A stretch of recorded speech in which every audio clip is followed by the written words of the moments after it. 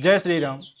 नमस्कार प्रिय दर्शकों, मैं पंडित शीतला प्रसाद मिश्रा स्वागत करता हूं आप सभी का आपके अपने चैनल मिश्रा ज्योतिष संस्थान में। तो आज हम आप लोगों के समक्ष उपस्थित हुए हैं यह जानने के लिए कि इस वर्ष सावन मास कब से लग रहा है और कब समाप्त हो रहा है तथा कितने सोमवार पड़ रहे हैं। साथ में मलमास भी है और जिसे हम पुरुषोत्तम मास भी कहते हैं, तो वह भी साथ साथ पड़ रहा है। तो सावन सोमवार व्रत व सावन मास में क्या करें क्या न करें, आज हम इन सभी बातों को कवर करेंगे और विस्तार से चर्चा करेंगे। वीडियो में थोड़ा समय लग सकता है, वीडियो लंबा हो सकता है, तो आप वीडियो को पूरा देखें और वीडियो के लास्ट में हम आप लोगों को बताएंगे कि सावन सोमवार में भगवान शिव की आराधना कैसे करें। अब हम बताते हैं कि श्रावण मास का आरंभ 4 जुलाई 2023 से हो रहा है और श्रावण मास का समापन 31 अगस्त को होगा। तो इसके बीच में ही 18 जुलाई से 16 अगस्त तक एक मास का मलमास लग रहा है, जिसे हम पुरुषोत्तम मास कहते हैं। तो इस वर्ष मलमास श्रावण मास के बीच में पड़ रहा है, तो श्रावण में ही गिना जाएगा। और इस वर्ष श्रावण मास 2 महीने का होगा। और बात करें श्रावण मास में पड़ने वाले सोमवार की, तो 2 सोमवार मलमास के पहले और 2 सोमवार मलमास के बाद पड़ रहा है। तो श्रावण और मलमास को मिलाकर सब 8 सोमवार पड़ रहे हैं। तो आइए जान लेते हैं कि सोमवार कब किस तारीख में पड़ रहा है। तो श्रावण मास का पहला सोमवार जो है 10 जुलाई को है और दूसरा सोमवार 17 जुलाई को तथा तीसरा सोमवार 24 जुलाई को पड़ रहा है और चौथा सोमवार 31 जुलाई को। तो पांचवा सोमवार 7 अगस्त को है और छठा सोमवार 14 अगस्त को। सातवां सोमवार फिर 21 अगस्त को पड़ रहा है और 8वां सोमवार 28 अगस्त को है। तो सब मिलाकर टोटल 8 सोमवार मिलेंगे भगवान शिव को मनाने के लिए। तो समय भी अधिक है और 8 सोमवार में आप भगवान भोलेनाथ को मनाने का प्रयास करें और उनकी कृपा प्राप्त करें। तो कुछ लोग ऐसा भी कहते हैं कि आखिर 8 सोमवार पड़ रहा है तो 8 सोमवार का व्रत कैसे रहेंगे। तो ऐसा कुछ नहीं है, कर सकते हैं। हाँ, अगर आपकी इच्छा है 8 पड़ रहा है तो कैसे करें, तो आषाढ़ मास में पूर्णमासी के दिन यानी 3 तारीख को भी सोमवार है, तो आप उसको भी ऐड कर लीजिए। 9 सोमवार हो जाएंगे आपके, या जैसी आपकी मर्जी। और भगवान शिव की आराधना प्रत्येक व्यक्ति के लिए आवश्यक क्यों है, क्यों आराधना सबको करनी चाहिए, थोड़ा इस विषय पर भी प्रकाश डालते हैं। तो सोमवार व्रत का फल क्या है और हमारे धर्मशास्त्रों में वह शिव महापुराण में इसका वर्णन मिलता है कि समुद्र मंथन के समय समुद्र से 14 रत्न निकले थे, जिसे सभी देव और दानवों ने आपस में बांटकर ले लिया तथा समुद्र मंथन के दौरान ही कालकूट नाम का विष भी निकला था। उसी समुद्र मंथन से ही कालकूट नामक विष, जिसे हलाहल विष के नाम से भी जानते हैं, वह भी निकला था, जिसके प्रभाव से सृष्टि के समस्त प्राणी व्याकुल होने लगे थे। तो देवताओं ने सोचा कि अब क्या करें, तो फिर वह सब मिलकर भगवान शिव के पास गए और भगवान शिव ने उस कालकूट नामक विष का पान करके अपने गले में धारण कर लिया और समस्त सृष्टि का कल्याण किया। तो भगवान शिव ही इस चराचर सृष्टि के आधार हैं और पूरे ब्रह्मांड में किसी भी जीव या प्राणी की उत्पत्ति का आधार प्रकृति और पुरुष ही है। तो चाहे आप उसे स्त्री पुरुष कहिए या प्रकृति और काल पुरुष के नाम से जाने, या फिर शिव और शक्ति कहिए, सब वही हैं।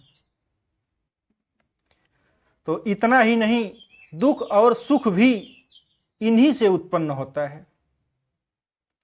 सब कुछ सृष्टि में जो कुछ भी है सब इन्हीं से ही उत्पन्न है। और श्रावण मास भगवान शिव को अत्यंत प्रिय है। कालकूट विष के प्रभाव से भगवान शिव के शरीर में जब तपन और गर्मी बढ़ने लगी तो देवताओं ने इसे शांत करने के लिए गंगा जल से भगवान का अभिषेक किया। तो इसीलिए भगवान को गंगा जल से स्नान कराते हैं, अभिषेक व पूजा अर्चन करके कृपा प्राप्त करते हैं। माना जाता है भगवान भोलेनाथ की पूजा सावन भर की जाती है। खास तौर पर सावन सोमवार के व्रत व अभिषेक से अखंड सौभाग्य व सुख समृद्धि की प्राप्ति होती है। भगवान शिव की कृपा मिल जाने के बाद दुख, संताप व पीड़ा सदा के लिए आपसे दूर भाग जाती है। तो इसीलिए तो कहा जाता है कि सारी समस्याओं का हल एक लोटा जल। अब हम बात कर लेते हैं कि श्रावण मास में क्या नहीं करना चाहिए। तो लहसुन, प्याज, मूली, बैगन व तामसिक भोजन का त्याग कर देना चाहिए और भोग वासना से दूर रहें, ब्रह्मचर्य का पालन करें, जीव हत्या न करें और किसी गरीब व निसहाय को न सताएं। तो अब बात करते हैं व्रत और पूजन के संदर्भ में। तो पूजा आप मंदिर या शिवालय में करते हैं तो उत्तम है, नहीं तो आप घर पर भी कर सकते हैं। घर पर ही पूजा करने के लिए आप मिट्टी से पार्थिव शिवलिंग का निर्माण कर लें, स्नान कर लें, आप पूजा स्थल पर बैठ जाएं और आचमन वगैरह करके हाथ में अक्षत, पुष्प, चावल, जल, एक सिक्का लेकर आप अपनी मनोकामना अनुरूप संकल्प कर लें। फिर गौरी गणेश को स्थापित करके गणेश जी का आह्वान करें। जो पार्थिव शिवलिंग आप बनाए हैं वहीं बगल में एक बेलपत्री पर उसके ऊपर शिवलिंग अगर रख करके स्थापित कर लें और हाथ में अक्षत पुष्प लेकर भगवान शिव का आवाहन करें और भगवान से प्रार्थना करें कि आप आएं और आकर पूजा को सफल बनाएं। फिर गंगा जल से भगवान गणेश और माता गौरी को स्नान करा के पंचोपचार पूजन कर लें, धूप, दीप, चंदन, भोग अर्पित करें। फिर भगवान शिव को भी गंगा जल से स्नान कराएं तथा उनका अभिषेक करें। उसके बाद आप दूध, दही, घी, मिश्री, शक्कर, शहद, पंचामृत से अभिषेक करें और तत्पश्चात शुद्ध जल से शुद्धोदक स्नान कराएं। फिर भगवान को सफेद चंदन या अष्टगंध से तिलक करें तथा जनेऊ चढ़ाएं व वस्त्र स्वरूप मौली रक्षा भी समर्पित करें। तत्पश्चात दूध से बनी किसी मिठाई, बर्फी वगैरह का भोग लगाएं, फल भी चढ़ाएं। सूखा पंचमेवा हो तो उसका भी भोग लगाएं। फिर भगवान शिव के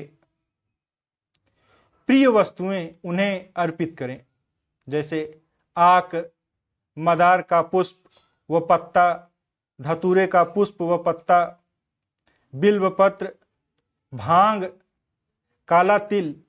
काला तिल आप सूखा न चढ़ाएं, सूखा कभी भगवान को अर्पित न करें। अगर काला तिल चढ़ा रहे हैं तो उसमें थोड़ा सा जल डालकर गीला कर लें। और शमी वृक्ष की पत्ती आपको जरूर अर्पित करना चाहिए। ऐसी मान्यता है कि शमी वृक्ष शनि देव का वृक्ष है। शमी की पत्ती भगवान शिव को चढ़ाने से आपके सारे रोग शोक दूर हो जाते हैं। और चावल और दूध से बनी खीर का भोग भी आप भगवान को अवश्य लगाएं। इससे आपकी मानसिक स्थिति भी मजबूत होती है।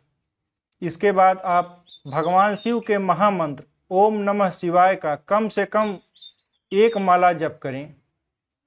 तत्पश्चात चालीसा वगैरह आपको करना है तो वह भी कर लें। उसके बाद आप भगवान की आरती करें और यह सब कर लेने के बाद आप एक कपूर जलाकर उससे भी भगवान की आरती करें और कर्पूर गौरम करुणावतारम इस मंत्र को पढ़ते हुए आप आरती कर लीजिए। उसके बाद आप भगवान से अपनी मनोकामना पूर्ण करने के लिए प्रार्थना करिए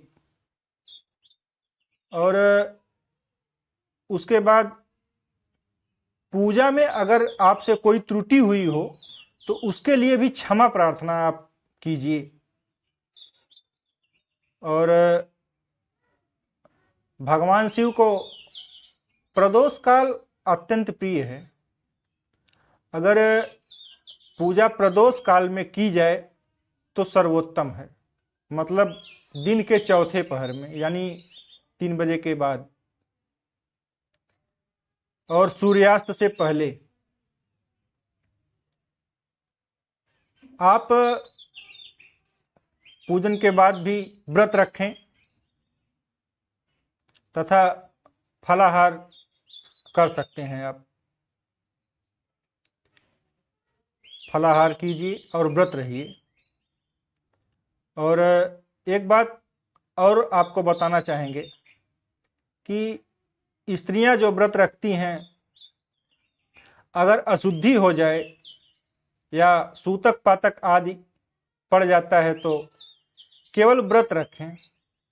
उसमें ऐसी अवस्था में भगवान का अभिषेक व पूजन नहीं करना चाहिए, भगवान को स्पर्श भी नहीं करना चाहिए इनको। तो आशा करता हूं कि यह वीडियो आपको पसंद आई होगी और इसमें दी गई जानकारी भी आपको अच्छी लगेगी।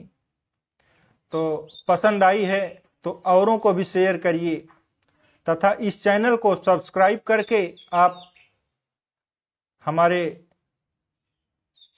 साथ इसी प्रकार बने रहें। और कमेंट बॉक्स में आप हर हर महादेव अवश्य लिखें। और आज के लिए बस इतना ही। कल फिर मिलेंगे किसी नए विषय के साथ। तब तक के लिए नमस्कार।